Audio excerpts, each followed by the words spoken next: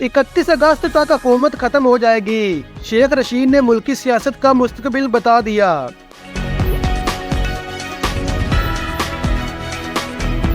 सरबराह अवामी मुस्लिम league और साबिक वफाकी वजीर शेख रशीद अहमद ने कहा है कि मुल्की सियासत का मुस्तकबिल क्या होगा, 31 अगस्त तक कट्टी कट्टा निकल आएगा। अदालत पेशी के मौका पर मीडिया से गुफ्तगू करते हुए शेख रशीद का कहना था कि 31 अगस्त तक लाल हवेली खामोश है। हमने एक नहीं 101 बार कहा 31 अगस्त तक सियासत में नहीं है। हम कहते हैं 31 अगस्त तक कोई सियासी बयान नहीं देंगे।